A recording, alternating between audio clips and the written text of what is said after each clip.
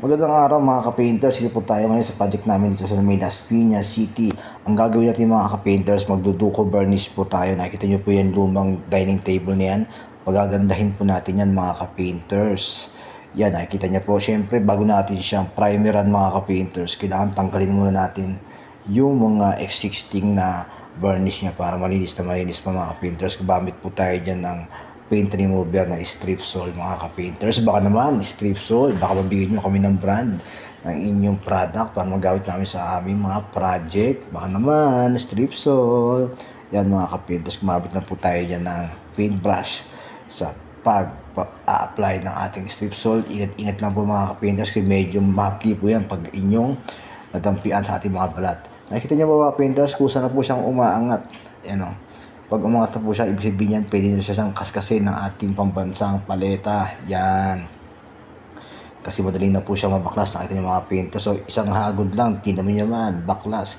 Pero sa tingin ko mga ka-painters, mga 3 pahid ng Strip-Sol to para bumalik sa pinakadati niyang kahoy. At saka para kapag primeran natin mga ka-painters, maayos na maayos po siya at pantay na pantay. Kasi kapag ganyan, pa-primeran nyo kagad mga ka-painters, may mga lubak-lubak dyan, makikita yan sa primer. Gusto nyo mga trabaho mabilisan mga ka-painters, tanggalin nyo lahat yan, linisin nyo bago tayo mag-primer.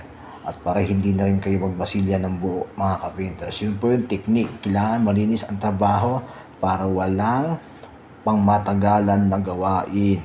Yan mga ka-painters. Yan, kaskas dito. Yun o. Nakita niyo ba mga painters, napakalinis na po yan mga ka-painters. Ready na yan at bumalik na po yan sa dating itsura ng kahoy. At ready na po yan sa pag-apply natin ng primer.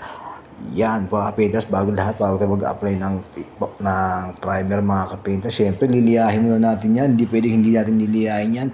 At hindi natin pwedeng hindi gagamitin ang ating pambansang sanding machine. Yan o.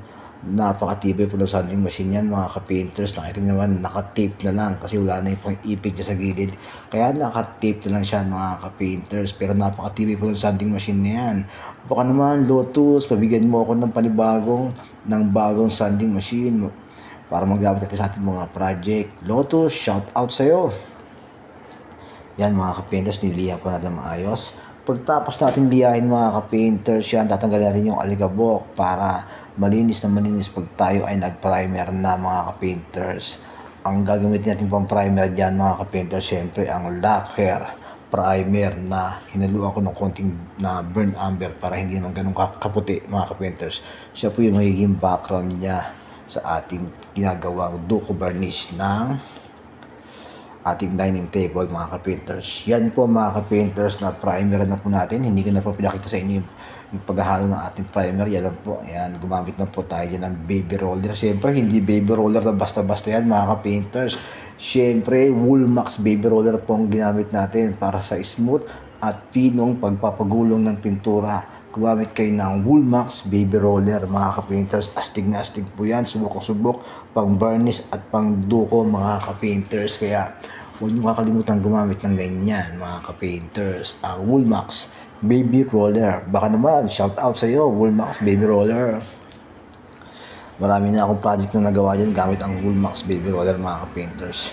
Yan, pagtapos natin siya ma-primer ng 2 coat mga ka-painters. 2 coat po yan mga ka-painters, hindi po tayo sisinungaling. 2 coat po ng ating primer yan. At ngayon, mag-aano na po tayo mag-haspin na po tayo mga ka-painters. Yan o, gamamit po tayo dyan ng wood stain na mahogany mga ka-painters. Sinaluan ko po siya ng konting tinting color na burnt umber para medyo makatawan po ang ating stain na gagamitin dito sa ating duko varnish na dining table mga ka-painters.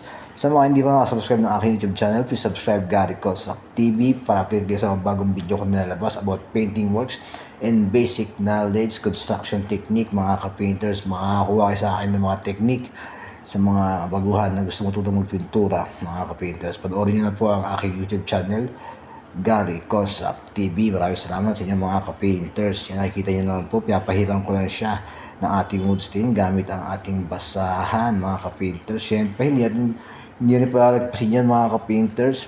Gagawa tayo dyan ng buko mga ka-painters.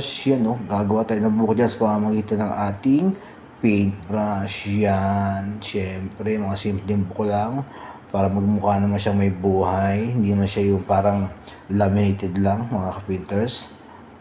Ito na po mga ka-painters, tapos na po tayo at mag-a-apply po tayo ng sanding sealer na 2 coat. At pagtapos ng sanding sealer mga ka-painters, gagamit po tayo dyan ng pang top coat na Nippon Clear Gloss para sa mga gusto niyo yung mga kahit patungan niyo na may init mga ka-painters. Nippon Clear Gloss, okay po at hindi babakat. Maraming salamat mga ka-painters.